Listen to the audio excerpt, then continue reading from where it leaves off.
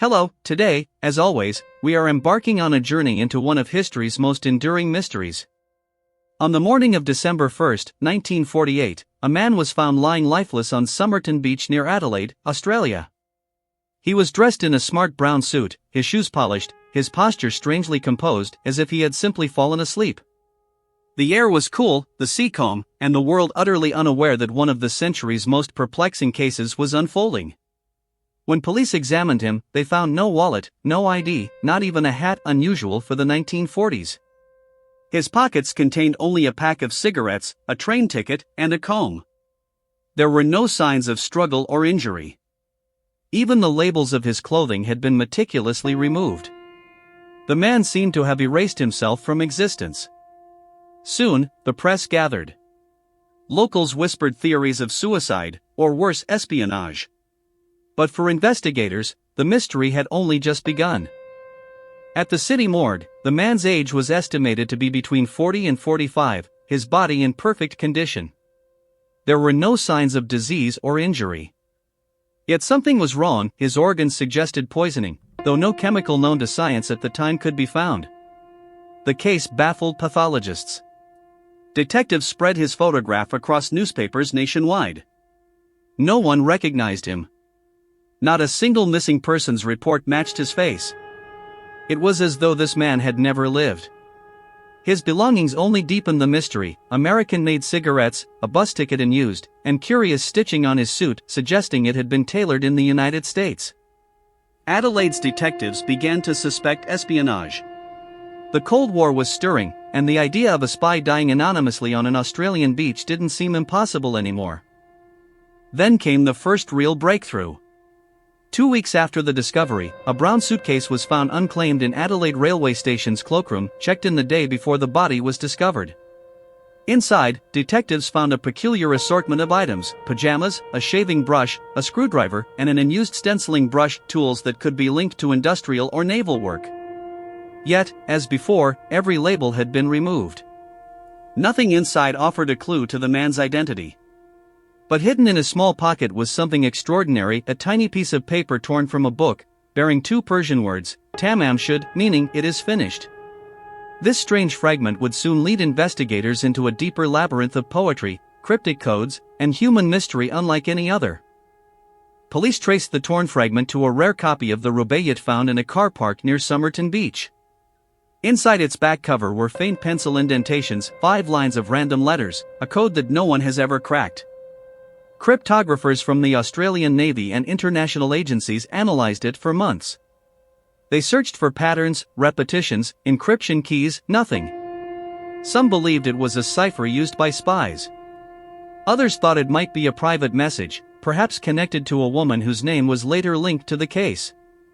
The Rubaiyat, after all, is a book of poetry about destiny and finality. And its final words, Tamam Shud, "it is finished," now echoed like a riddle from beyond the grave. In July 1949, months after the discovery, detectives traced a faint lead: a phone number found inside the Rubaiyat book.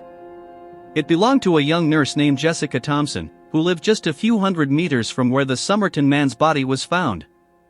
When police interviewed her, she appeared startled upon seeing the man's death mask, a plaster cast made before burial. Jessica claimed she didn't know him, yet her reaction suggested otherwise. One of the officers later said she nearly fainted when she saw the cast. The connection between Jessica and the Somerton man was never proven, but it changed the investigation forever. Was she a secret lover? A messenger in Cold War espionage? Or simply an innocent woman caught in a mystery that wasn't hers to explain? Months passed, and the coroner revisited the evidence. The autopsy revealed that the man's spleen was enlarged and his stomach contained traces of blood. But the most striking detail: his last meal had been a simple pasty, a meat pie, and no sign of any poison was ever detected. Toxicologists considered rare synthetic poisons known to cause cardiac arrest without leaving traceable residue. These were the kind of substances used by intelligence agencies during the early years of the Cold War. Could this man have been a spy silenced and abandoned on an Australian beach? Despite the speculation, the official verdict remained the same: cause of death, unknown. And so, the silence continued. By the early 1950s, the Somerton Man case had grown into a legend. Theories of espionage flooded the public imagination. Australia had become a key ally in the Western intelligence network, home to radio facilities and classified operations. Many believed the man was a courier or agent, possibly from Eastern Europe, eliminated for failing a mission. The coded message in the Rubaiyat resembled cipher patterns used in military transmissions. The lack of identification, the removal of clothing labels, even the perfect physical condition, all pointed to someone trained to disappear. But no intelligence agency ever claimed him. No records surfaced. The trail ended in silence, just as it began, on the sands of Somerton Beach. For decades, the Somerton Man lay buried in Adelaide's West Terrace Cemetery, his headstone reading simply, "Here lies the unknown man found at Somerton Beach, December 1, 1948.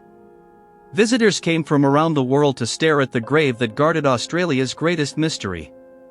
Then, more than 70 years later, forensic technology reopened the case. In 2022, DNA extracted from preserved hair strands revealed a potential identity: Carl Charles Webb, an electrical engineer from Melbourne who vanished around the same time. The discovery solved part of the puzzle, yet it raised new questions. Why had Webb traveled to Adelaide? What connected him to Jessica Thompson? And who decided that his story should end with the words "Tamam Shud, it is finished"? As the decades passed, the Somerton Man became a legend whispered across dinner tables, radio programs, and investigative forums. Some claimed he was a heartbroken lover who took his own life after rejection. Others insisted he was a fugitive spy, killed to keep state secrets buried beneath the sands of Adelaide. Every few years, new witnesses emerged, each with a different story. A former sailor, an ex-policeman, even a woman who said her father confessed to knowing the man. Yet none of these claims ever aligned with the evidence. The case had transcended crime, it had become folklore, a mirror reflecting humanity's endless need to explain the unexplainable. When DNA analysis pointed to Carl Webb, investigators began tracing his surviving relatives. They discovered connections to a woman believed to be Jessica Thompson's son, a man named Robin, who bore striking physical similarities to the Somerton Man. Some experts speculated that Robin might have been Webb's child, linking the unknown man to Jessica's family in a tragic, secret web of relationships. Yet no definitive proof ever surfaced. Still, the resemblance, the same ear shape, the same jawline, was impossible to ignore. If true, the story of the Somerton Man was not that of a spy or a stranger, but of a lost father whose identity had been hidden not by governments, but by the walls of human emotion. Even with modern science, much remains uncertain. Why did Carl Webb leave Melbourne? Why did he carry a cryptic Persian poem with a final page missing? And who placed the book in that stranger's car months before his body appeared on Somerton Beach? The deeper we dig, the more the mystery reshapes itself. Perhaps the truth was ordinary, buried under decades of speculation. Or perhaps it was extraordinary, a story of love, betrayal, and a life lived in secret shadows. Sometimes, mysteries endure not because they lack answers, but because the answers no longer matter. What remains is the haunting reminder of one man's silent departure from the world, perfectly dressed, perfectly unknown. And so, we return to where it began, a quiet morning on Somerton Beach, 1948. A man lies lifeless, dressed immaculately, his secrets tucked inside a small scrap of paper that simply reads Tamam Shud. It is finished. Perhaps, in a way, it was. Yet the mystery never truly ended. It lingered, through the decades, through the generations, in every mind drawn to life's unanswered riddles. The Somerton Man has become more than an unsolved case. He is a symbol of how history can lose a name but never the echoes of a story. Because some mysteries, no matter how deeply we search, are never meant to be solved.